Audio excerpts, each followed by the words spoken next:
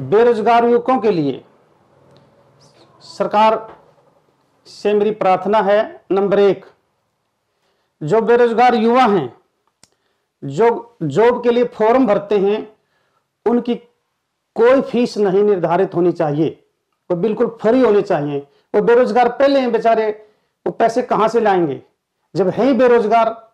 दूसरी बात, जो भी कोर्सेज हैं, जो भी कोर्सेज करते हैं, जेबीटी करते हैं, बीएड करते हैं या जेएनएम एएनएम, कोई भी दूसरे अदर कोर्सेज ट्रेनिंग जो भी हैं, उसकी कोई भी सरकार द्वारा कोई फीस नहीं ली जानी चाहिए। क्यों? क्योंकि बेरोजगार युवकों के लिए तो एक बहुत बड़ी आफत बन जाती है। वे दूसरों से पैसे उधारे लाते हैं, बेचारे पहले बेरोजगार हैं और उनके ऊपर और बोझ पड़ जाता है। यदि सरकार ने ऐसा करना ही है तो कम से कम एक काम कर लीजिए, जो कोर्स की फीस है आप उसको लोन के रूप में उसको अपने, जैसे हम उधार पे लाते हैं बाजार से पैसे, जब वो नौकरी लग जाएगा वो पैसे फिर काट लेना जो कोर्स के हैं। या फिर सरकार सुनिश्चित करे कि वे आपको एक कोर्स करने के बाद नौकरी मिलेगी ही मिलेगी। जब नौकरी सुनिश्चित नहीं है तो उस बेरोजगार युवक के ऊपर तो दोहरी मार पड़ गई। एक तो उसने कोर्स भी किया, समय लगाया और पैसा भी उधार पर उठाया। क्योंकि आजकल रोजगार की एक बहुत जबरदस्त समस्या है। हर माँ बाप अपने बच्चे को जो शिक्षा दिलाता है, बड़ी महंगी शिक्षा हो चुकी है, बीमारियों पर बहुत पैसा लगता है, रोजगार के साधन भी इतने नहीं हैं, तो ये कोशिश के ऊपर भी पैसा नहीं लगना चाहिए। ये बेरोजगारों के ऊपर दोहरी मार है।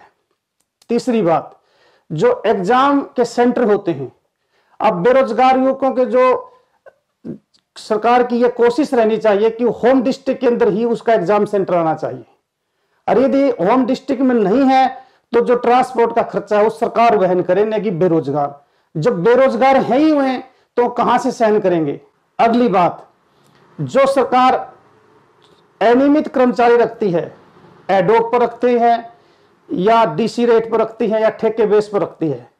एक व्यक्ति मान लीजिए 40 साल की उम्र में, 38 साल की उम्र में अनियमित कर्मचारी सरकार ने अपने विभाग में रख लिया 8-10 हजार रुपए की तनख्वाह पर। अब उसको नौकरी करते हुए 10-12 साल हो गई, वो 50 साल का हो गया। अब सरकार जब परमानेंट जॉब निकालती है और जब परमानेंट जो कर्मचारी उसकी आता है तो उन व्यक्तियों को हटा देती है सरकार। तो जो व्यक्ति 10-12 साल की सेवा दे चुका है और थोड़े पैसे ले रहा था, अब वो व्यक्ति कहां जाए। ये तो फिर 100 रोजगार दिए, 100 हटा दिए, फिर रोजगार के तो साधन बढ़े नहीं।